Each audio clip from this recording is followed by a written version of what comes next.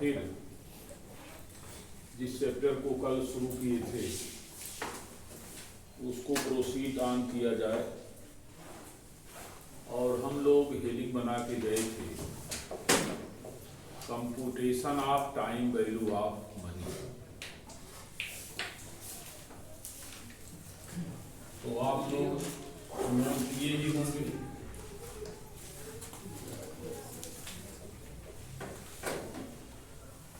तो फिर से नोट कर लें computation of time value of money. तो इस टॉपिक में हम लोगों ने कल 3 चीजों को पढ़ा था। इसका मतलब हमारा जो टॉपिक था that was fully depends upon 3 important points. और वो क्या था तीनों पॉइंट? उसमें से पहला पॉइंट ये था कि जो आज का 1 रुपया है या 100 रुपया है या 1000 रुपया है, वो आने वाले कल के 1000 रुपए से ज्यादा इम्पोर्टेंट है, अर्थात ज्यादा मूल्यवान है। हम लोगों के प्रीवियस लेक्चर का कंक्लूजन यही था कि आज का 1000 रुपया, आज मीन्स प्रेजेंट में जो 1000 रुपए की वैल्यू है वो फ्यूचर के 1000 रुपए की वैल्यू से अधिक है। ये पॉइंट हम लोगों ने इसमें ये डिस्कशन में निष्कर्ष निकाला था। दूसरा पॉइंट ये था, इसी का रिवर्स कर लीजिए कि फ्यूचर का जो 1000 रुपया है उसकी कीमत प्रेजेंट के 1000 रुपए से कम है। तो दोनों बातें कुल मिलाकर के एक ही कही जाएंगी। तो ये निष्कर्ष निकल रहा है कि दोनों का मीनिंग कुल मिलाकर के एक है।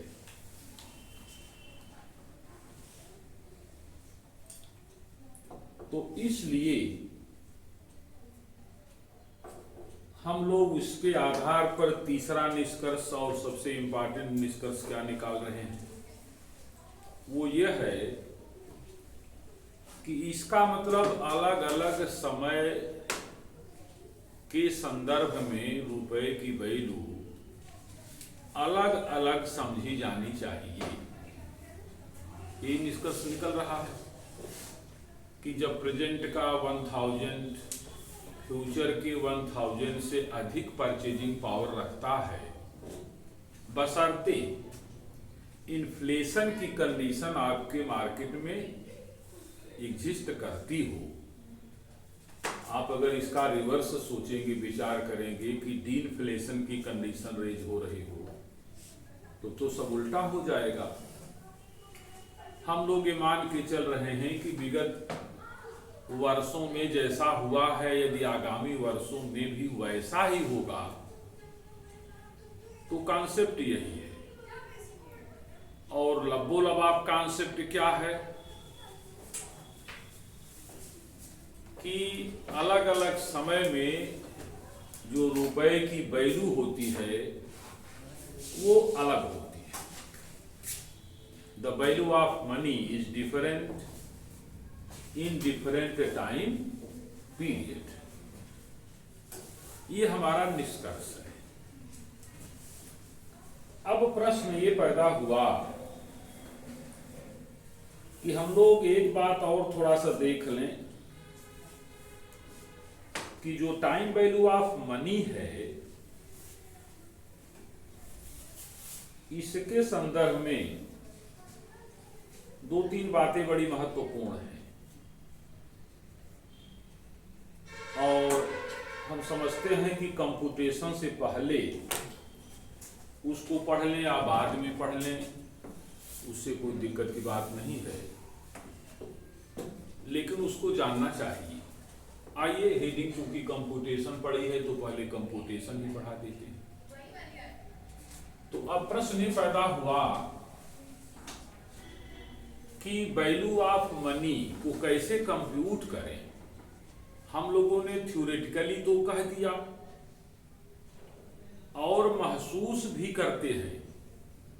वास्तव में अगर देखा जाए तो ये कॉन्सेप्ट महसूस करने का है।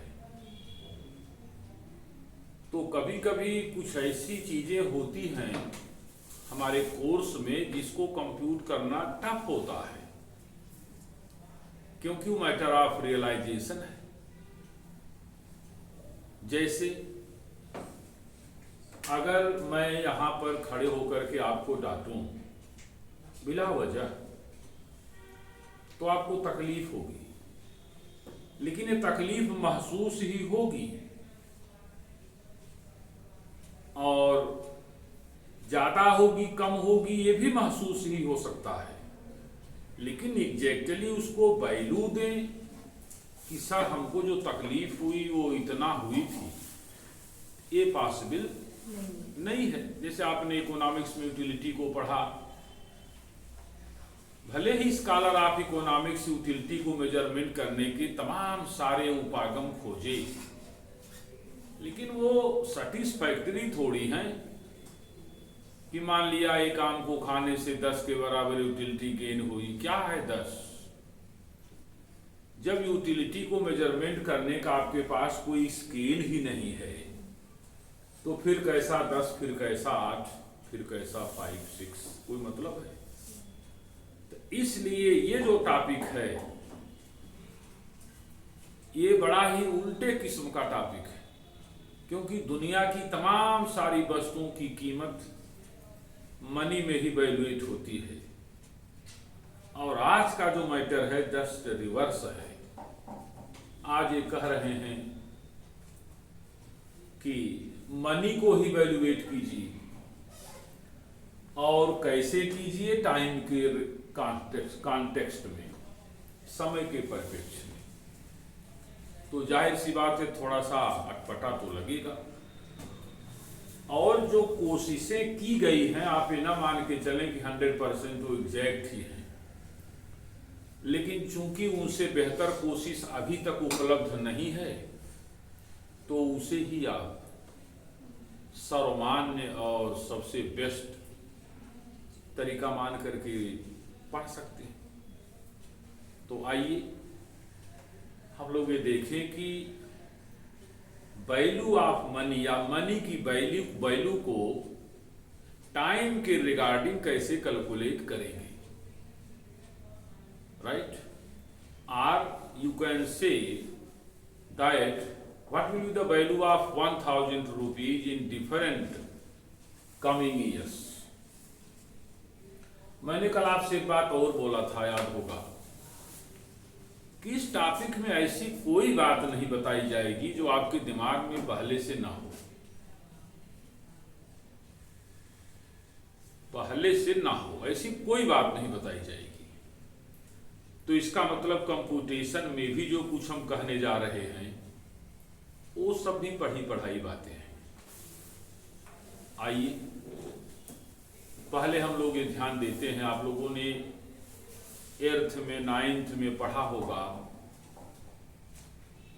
कि अगर हम 1000 रुपए को किसी को उधार दे दें, बैंक में डिपॉजिट कर दें at the rate of 10% interest for the 1 year, then what will be the amount of return against 1000 at the rate of 10% for the 1 year? क्या होगा?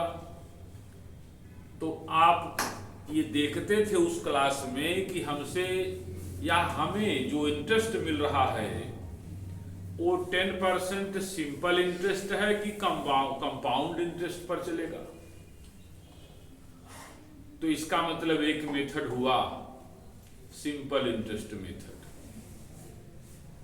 क्योंकि इस इंटरेस्ट को मनी की वैल्यू के तरह से संज्ञा दी जा रही है।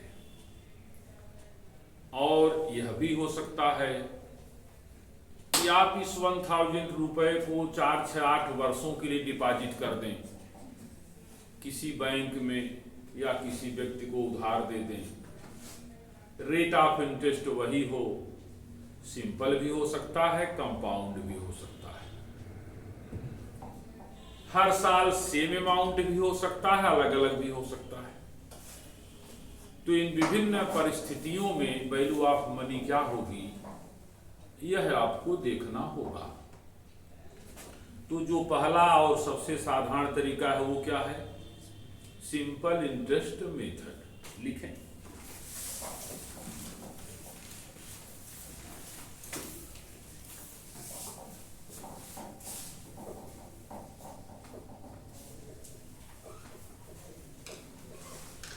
Simple interest method.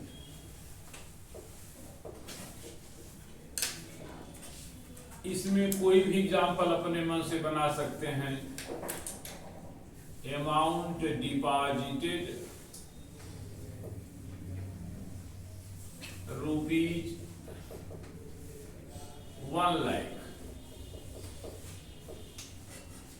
इन पंजाब नेशनल बैंक, ये लिख दिया गया।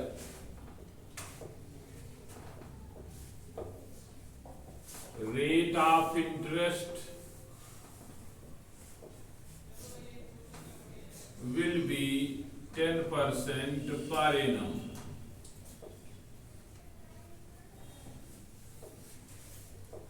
Period of deposits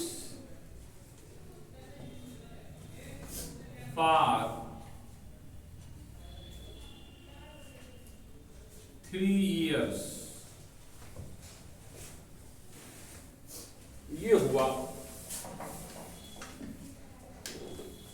ये चीजें आप ऑलरेडी पढ़ रखे हैं, इसमें ऐसी कोई नई बात मैंने नहीं लिखा हुआ है। अब आप जरा सोचिए कि अगर मैं यहां लिख दूं what will be the amount of return in various years as per above method। अगर हम सिंपल इंटरेस्ट मेथड के द्वारा इसके वैल्यू को कैलकुलेट करें, जो वैल्यू यहां इंटरेस्ट के रूप में है, तो क्या वैल्यू आपको मिलने जा रही है?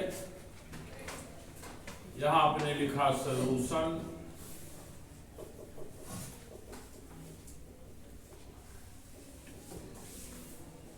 Interest equal to principal amount into rate into time upon 100। Principal amount means amount invested or deposited by you 1 lakh. Rate of interest 10% for the 1 year upon 100।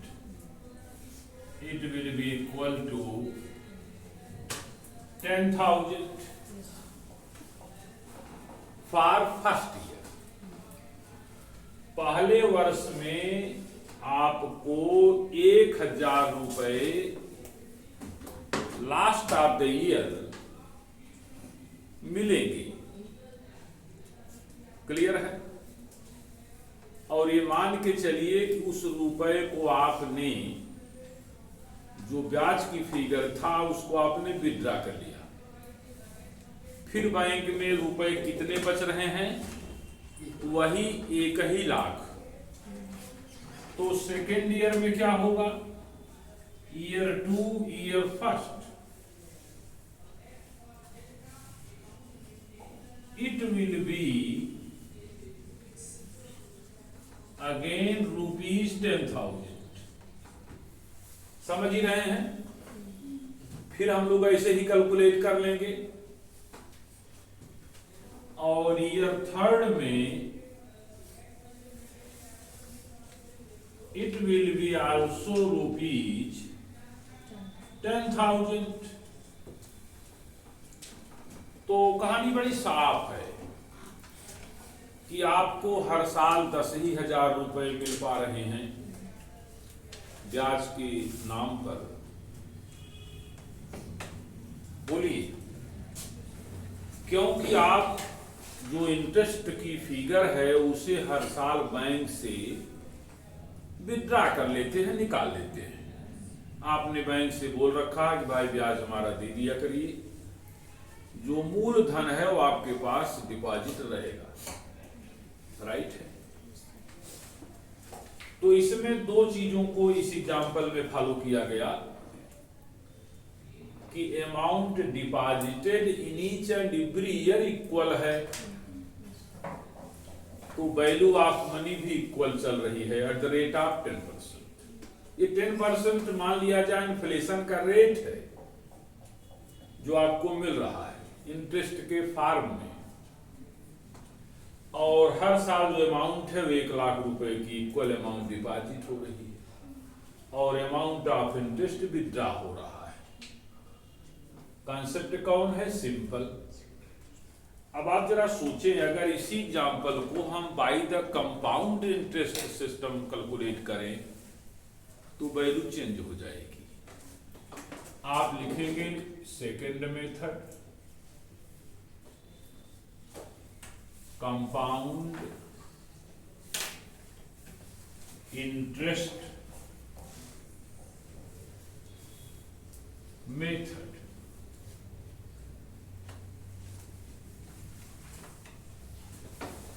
Compound interest method, same example वही है आपका। अगर example वही है तो year 0 में आप क्या लिखेंगे? ईयर 1 में 1 लाख इंटू 10/100 इंटू 1, 10,000 हो रहा है आपका। 10,000 होगा amount of interest, ₹10,000। Year second में क्या करेंगे आप? अब आप ये मान के चल रहे हैं कि ये रुपया विथड्रा नहीं हो रहा है, वहीं पर मूल अमाउंट के साथ जमा है, तो क्या करेंगे आप? ऐसी स्थिति में 1 लाख प्लस 10,000 इंटू 10/100 इंटू 1 करना होगा, और आपको मालूम है ये फिगर हो जाएगी ₹11,000। भाई 1 लाख में 10,000 को ऐड करोगे तो टोटल 1,10,000 होगा, and 10% of this amount will be equal to 11,000। Third year में क्या स्थिति बन रही है? Year third 1,10,000 plus 11,000 into 10 into 1/100। आप समझ रहे होंगे 1,10,000 में 11,000 को जोड़ेंगे तो 1,21,000 होगा। बोल नहीं रहे आप लोग? Yes, sir. Into 10/1/100 it will be equal to 12,100। As such आप आगे के वर्षों की भी वैल्यू कैलकुलेट कर सकते हैं, राइट है। तो कहने का जो सेंस है वो क्या है? अगर मैं इंटरेस्ट को इंटरेस्ट कहना छोड़ दूं तो मैं वास्तव में कहना क्या चाहता हूं? कहना हम यही चाहते हैं कि ईयर फर्स्ट में या ईयर फर्स्ट का 1 लाख रुपीज ईयर 2 के 1,10,000 के बराबर है। और यह ईयर 3 के 1,21,000 के बराबर है। It means 1 lakh equal to 1,10,000 and 1,10,000 are 1 lakh equal to 1,21,000.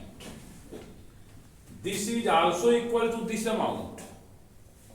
It means the value of year 2 1,10,000 equal to the value of year 3 1,21,000.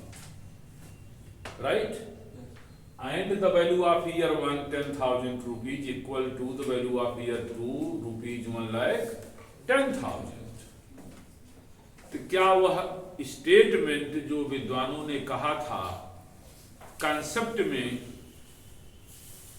कि जो टाइम वैल्यू ऑफ मनी है वह अलग अलग वर्षों में अलग अलग है?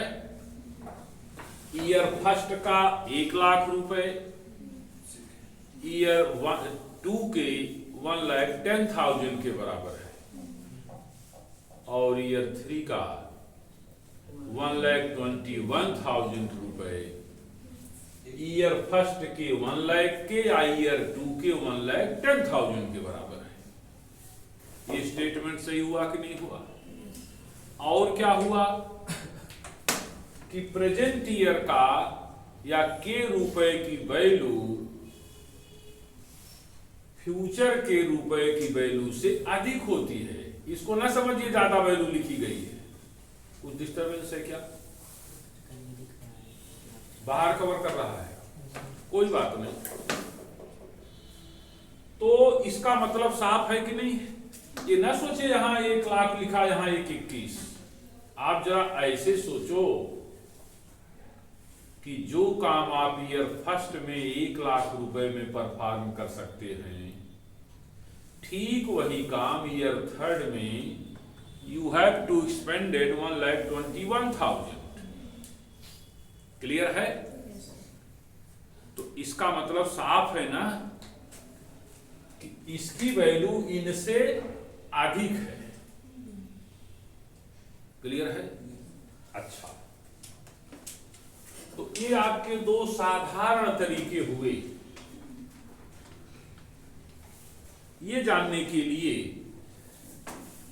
कि वैल्यू ऑफ मनी को कैसे कैलकुलेट किया जाए। वेरी सिंपल मेथड, हम आपको इंट्रोडक्टरी कॉन्सेप्ट भी दिए हैं। अब प्रश्न यह पैदा होता है इतना कुछ समझने के बाद कि क्या सर हमको हर कैलकुलेशन में इतना लंबा चौड़ा प्रोग्राम करना होगा? मान लिया जाए कि यह investment for the 12 year 15 year 20 year रहा होता, तो क्या फिर ऐसे आप ईयर 1 2 3 4 5 ऐसे ही करते रहते और 20 वर्ष तक तो जाते जाते बोर्ड ही न बचता? तो इसका मतलब क्या कोई और शॉर्टकट तरीका नहीं है जिससे हम जिस वर्ष की वैल्यू चाहें एग्जैक्टली उसी वर्ष की वैल्यू सीधे निकाल लें? का इसके लिए भी व्यवस्था विद्वानों ने बनाई है। आपको किसी प्रकार का कष्ट नहीं होगा। जैसे आप लोगों ने लॉग की टेबल, एंटी लॉग की टेबल, रेसिप्रोकल की टेबल देखा होगा, क्योंकि स्टैटिक्स भी आप पढ़ते हैं। ठीक वैसे ही एन्युटी टेबल देखा होगा। ऐसे ही आपके बुक में 2 टेबल और बनाई गई है। उस टेबल के सहारे आप बड़ी आसानी से वैल्यू को आइडेंटिफाई देख लेंगे और कैलकुलेट कर लेंगे। तो मैं आपको नीचे एक नई बात और सिखा दूं। ये कौन सी बात? कि अगर हमें थोड़ा ज्यादा वर्षों के बारे में वैल्यू को कैलकुलेट करना हो तो उसको कैसे हम बहुत आसानी से कैलकुलेट कर लेंगे। एक दूसरा एग्जाम्पल नोट करिए, मैं इसको थोड़ा सा डिलीट करता हूं, जगह बना लें और आप एक एग्जाम्पल नोट करें।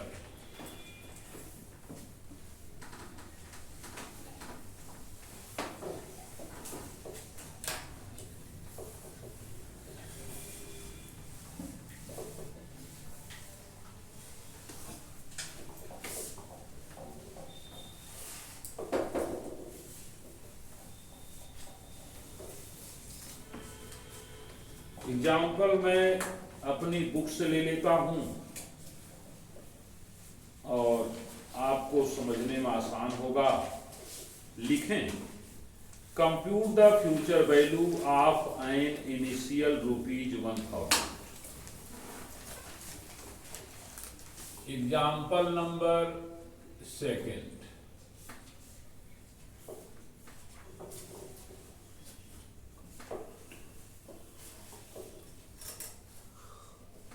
Compute the future value of an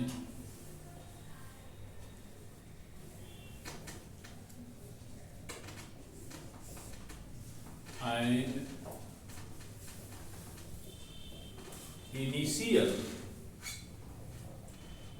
₹1000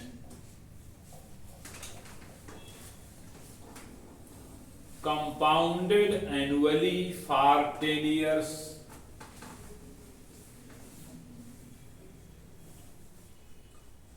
compounded annually for 10 years at the rate of 10% per annum। Question तो आप समझ ही रहे होंगे, बात समझ में आ गई। अब प्रश्न हमारा वही आ चुका है आपके सामने। यहां तो हमारा सिंपल एग्जांपल था, first year, second year, third year, बड़े आसानी से आपने ऐसे ही कैलकुलेट कर लिया। ये काम तो आप 8th 9th में करते थे, राइट। लेकिन अब दूसरा क्वेश्चन क्या है कि यदि यही क्वेश्चन हम 10 वर्षों का कर दें तो क्या इतना लंबा प्रोसेस हम फॉलो करेंगे? का नहीं सर, ये तो बड़ा टफ होगा। टफ तो नहीं है, लेंथी होगा। का उसके लिए कुछ शॉर्टकट तरीका है? कहा है तरीका, उस तरीके को मैं आपको सिखाता हूं। यहां देखिए क्वेश्चन क्या कह रहा है कि जो रुपए की शुरुआती कीमत थी वो कितनी थी? 1 लाख रुपए। इसको टुडे समझ लें, present. The present value of money ₹1000। कहें आज इस चश्मे की जो प्राइस है कितनी है? 1000 है। करें आफ्टर 10 इयर्स, 10 वर्ष बाद इसी स्टैंडर्ड का चश्मा, स्टैंडर्ड चेंज नहीं होना चाहिए, इसी स्टैंडर्ड का चश्मा आफ्टर 10 इयर्स कितने रुपए का मिलेगा? सही प्रश्न यही है।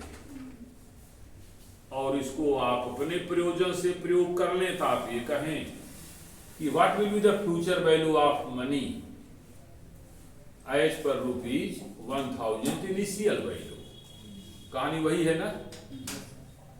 सही बात यही है कि 10 वर्ष बाद ये चश्मा कितने रुपए का मिलेगा, जबकि ये मान के चलिए कि रेट ऑफ इन्फ्लेशन कितना है? 10%। आप कहेंगे सर रेट ऑफ इंटरेस्ट आप कह रहे थे, भी कह रहे हैं रेट ऑफ इन्फ्लेशन। आप समझ रहे हैं बात, दोनों एक ही है कि रेट ऑफ इन्फ्लेशन 10%। क्या है? What is this? ये रेट ऑफ इन्फ्लेशन है। इसका मतलब ये कह रहे हैं कि मान के चलिए कि कॉन्स्टेंटली 10% इन्फ्लेशन मेंटेन है, फिर भी ये चश्मा आगामी 10 वर्षों में कितने रुपए का मिलेगा? यही आपका प्रश्न है। इसको इस रेफरेंस में यूज करके फार्मूले को आप काम कर रहे हैं। आप नीचे लिख दें सॉल्यूशन। कैसे कैलकुलेट करेंगे, क्या इसका फार्मूला है, कॉन्सेप्ट है, राइट है। फ्यूचर वैल्यू बराबर होता है present value into present value into table में एक रेट दिया रहता है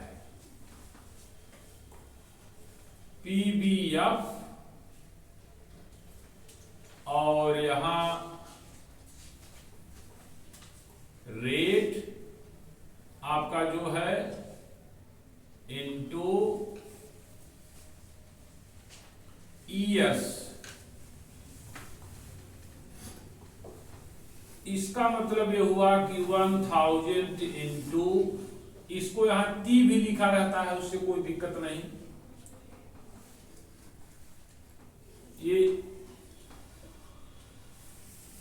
ये है future value of factor in table.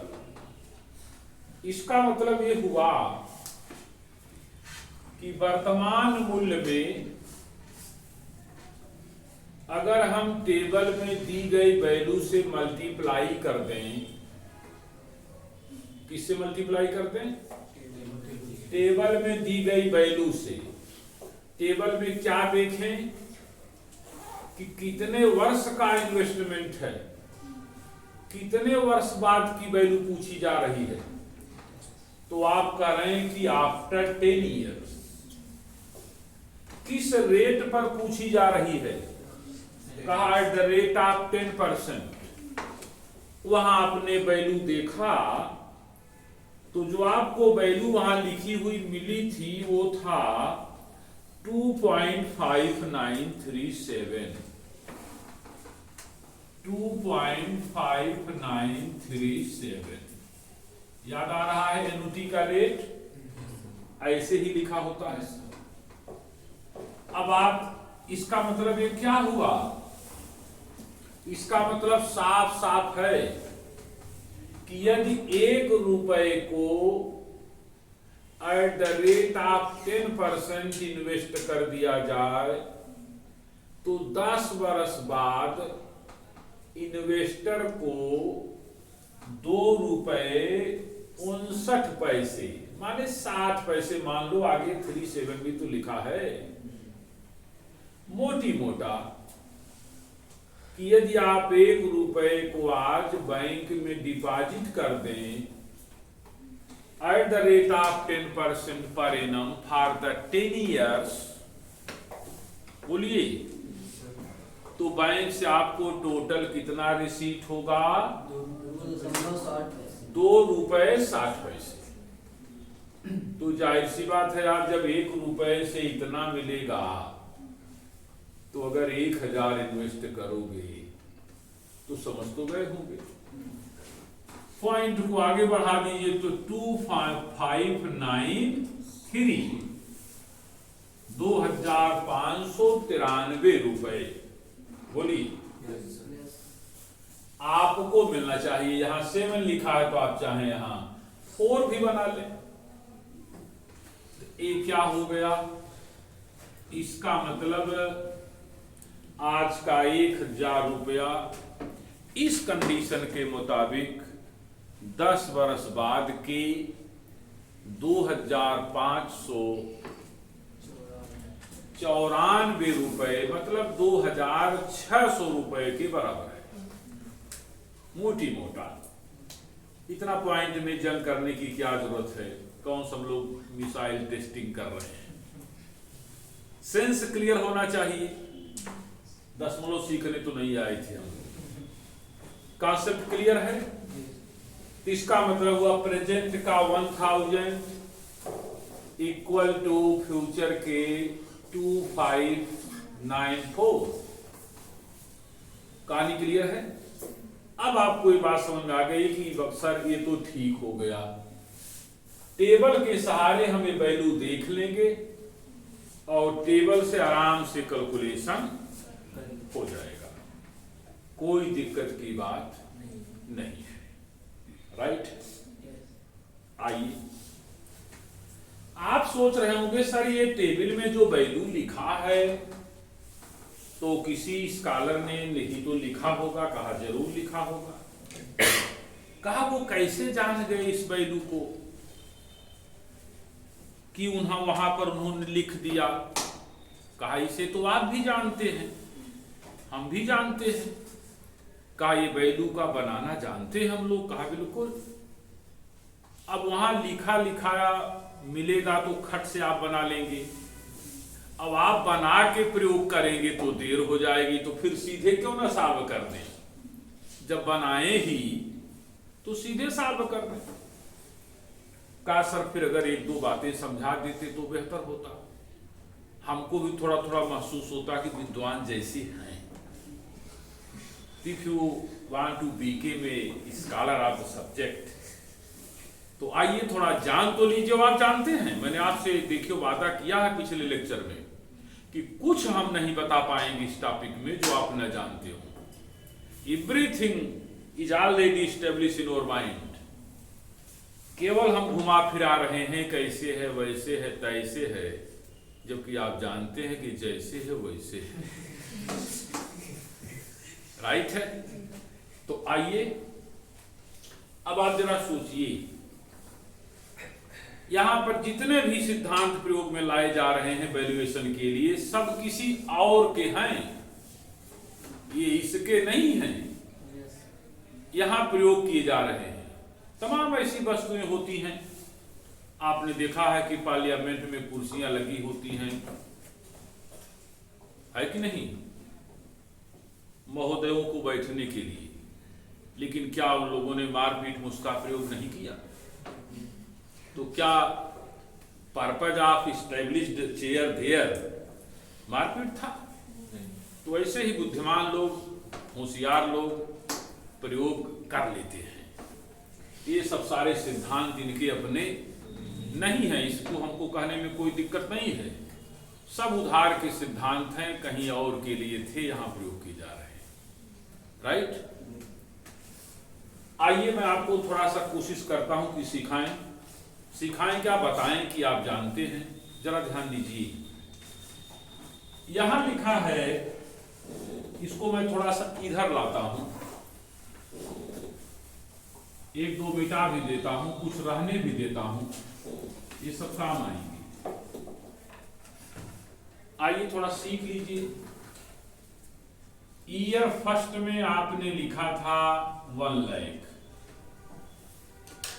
Year 2 में आपने क्या लिखा? 1,10,000। ईयर 3 में क्या लिखा? 1,21,000। सेंस क्लियर है ना? कास्ट पर बिल्कुल क्लियर है। अब आप जरा अपने क्लास को थोड़ा पीछे ले लीजिए। पीछे का मतलब यह हुआ 7th अर्थ में चलिए, तो आप जरा कहिए इस तरह से कि अगर यह 1,21,000 रुपया इस रेफरेंस में 1 लाख के बराबर है। सोचिए, दो तरीके हैं, प्रेजेंट से फ्यूचर की तरफ जाना, फ्यूचर से प्रेजेंट की तरफ आना। समझ रहे होंगे मेरी बात? इधर से उधर जाएंगे तो अमाउंट बढ़ेगा, वैल्यू घटेगी। इधर से इधर आएंगे तो अमाउंट घटेगी, वैल्यू बढ़ेगी। राइट? अमाउंट और वैल्यू को दिमाग में रखिएगा। तो जरा आप सोचिए, अगर आप एक कह रहे हैं कि 1,21,000 121,000 इक्वल टू 1 लाख, अब मैं इधर से इधर आ रहा हूं कि अगर मैं यहां 1 लाख लिख दूं तो यहां क्या लिखूं, फिर यहां क्या लिखूं, ऐसे क्वेश्चन मार्क मैंने लगा दिया। राइट? बड़े आसानी से लिख लेंगे, यहां क्वेश्चन मार्क लगा दें, मानिए कैपेसिटी आप में है कि आप इधर से इधर आ सकते हैं, इधर से इधर जा सकते हैं। तो मैं क्या कह रहा हूं जरा देखिए, इफ 121 इक्वल टू 1 लाख, अगर यह इसके बराबर है, 121 इसके बराबर, तो मैं यहां 1 लाख लिख दूं तो यहां क्या लिखूं? तो यहां मैं लिख दिया, इसलिए 1 लाख इंटू 1 लाख, ये गुणा किया ना, अपॉन 121। अब तो आप जानते हैं कि मोबाइल अंकल की जरूरत पड़ गई, भाग दीजिए, मैं तो जानता हूं क्या आएगा, लेकिन आप थोड़ा सा डिवाइड करें, आप भी आए हैं, फीस जमा किए हैं तो कुछ सीखें। भाग करके देखिए क्या आ रहा है। अरे इतने में इसको डिवाइड कर दीजिए ना, केवल आप 100 डिवाइडेड बाई 121 कर दीजिए, 86,000 कुछ आ रहा होगा, कितना रहा है? 82,000। हाँ 82,644। नहीं समझ आ रहा, मैं कुछ नहीं पढ़ा रहा हूं महोदय, आपको भ्रम है कि मैं पढ़ा रहा हूं। अरे भाई आप लोग छोड़िए, कंपटीशन देने जाते हैं, बोलिए, अगर आप कंपटीशन देने जाते हैं, रीजनिंग आपसे पूछा जाता है, मैथमेटिक्स का छोटा सा पार्ट है रीजनिंग, आपका दिमाग चेक हो जाता है क्यों? यहां मैं लिख दूं 121 इक्वल टू 1 लाख, और यहां लिख दूं 1 लाख इक्वल टू व्हाट? नहीं समझ पाता? मैं तो आपसे कह रहा हूं कुछ यहां का नहीं है, सब बाहरी है, केवल आप डर रहे हैं। अपना पुराना नॉलेज जो 10th तक पढ़े हैं, अगर वो अच्छा हो, सब चीजें समझ में आने लगेंगी। ये लिखा है कुछ और, ये रीजनिंग है, हर बच्चा बना लेता है बिना पढ़ाए, कि अगर 121 को 1 लाख लिखा गया है तो 1 लाख को मुझे क्या कहना चाहिए? भाई किसी देश में ना, आप समझते नहीं, अमेरिका वाला $1 को कहता है तो आप 80 रुपया समझ लेते हैं, $2 बोलेगा तो आप उसको 160 नहीं समझ लेंगे। और अगर यहां 240 लिखा हो तो $3 नहीं समझ लेंगे। फिर इसको बताने का क्या मतलब निकला? समझ लेंगे ना? तो इसका अर्थ क्या हुआ कि कहानी तो क्लियर है। तो क्या समझ में आया आपको? ये फिगर आई थी जहां क्वेश्चन मार्क लगाए हैं, 82,644 आई थी ना। इसका मतलब क्या हुआ कि प्रेजेंट का 1 लाख तीसरे वर्ष में ना कितना है? 121 है, और तीसरे साल का 121 प्रेजेंट के 1 लाख के बराबर है। और अगर तीसरे का 120 जो है 1 लाख कर दें तो प्रेजेंट के 82,644 के बराबर है। आ रहा है समझ में? तो यही बात तो मैंने यहां लिखा था, और क्या लिख दिया था? Year 1, year 2, year 3। यहां मैंने लिखा 1 लाख रुपीज, 1,10,000, 1,21,000, राइट है। और अगर मैं यहां लिख दूं 1 लाख, तो इसका मतलब यहां 82,644 होना चाहिए। और यहां अगर मैं क्वेश्चन मार्क का साइन दे दूं तो आप नहीं समझ पाएंगे यहां क्या होना चाहिए। क्या होना चाहिए? This figure equal to this. अब इसके रिफरेंस में, इसके रिगार्डिंग सोचिए कि if 121 equal to 1,10,000, then what will be the value of 1 lakh in respect of year 2? नहीं बना सकते? आराम से बना लेंगे। तो क्या करेंगे? अब आप फिर 1 lakh into 1 lakh 10,000 divided by 1,21,000 फिर डिवाइड कर दीजिए, करिए तो ये करीब करीब 91,000 कुछ आ जाएगा। इसको इसमें भाग कर दीजिए 90,909। इसके रिस्पेक्ट में बोल रहा हूं मैं। अब आपको समझ में आ रही है बात कि नहीं आ रही है? आ रही होगी, राइट है। तो अभी मैं बहुत सिंपल सी बात कंप्यूटेशन की आज आपको सिखाया हूं।